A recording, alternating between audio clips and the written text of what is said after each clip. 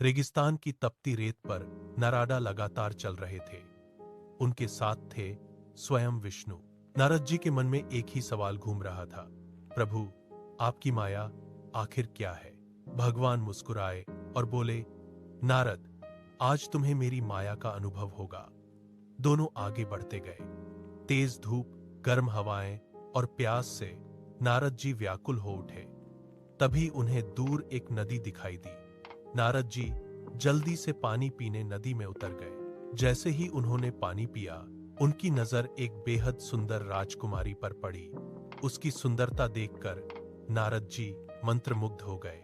बातों बातों में वे उसके साथ उसके राज्य पहुंच गए। राजा ने खुश होकर अपनी बेटी का विवाह नारद जी से कर दिया और पूरा राज्य भी उन्हें सौंप दिया। समय बीतता गया। नारद जी अब राजा बन चुके थे। महल, धन, दौलत, रथ, सेवक और खुशहाल परिवार, सब कुछ उनके पास था। उनके 2 बच्चे भी हुए।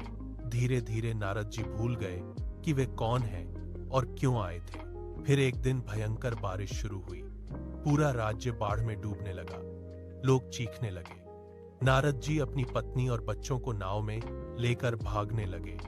तभी तेज लहरों में उनकी पत्नी बह गई। नहीं! नारद जी जोर से चिल्लाए। कुछ ही पल बाद उनके दोनों बच्चे भी नदी में डूब गए। अब नारद जी अकेले रह गए थे। वे नदी किनारे बैठकर फूट फूट कर रोने लगे। तभी किसी ने उनका हाथ पकड़ा। उन्होंने ऊपर देखा। सामने विष्णु खड़े मुस्कुरा रहे थे। प्रभु बोले, नारद, तुम पानी पीने गए थे और यह सब मेरी माया थी। नारद जी हैरान रह गए। उन्हें समझ आ गया कि संसार के सुख, दुख, मोह, माया, रिश्ते और अहंकार सब भगवान की माया है। नारद जी ने हाथ जोड़कर कहा, प्रभु, अब मैं आपकी माया को समझ गया।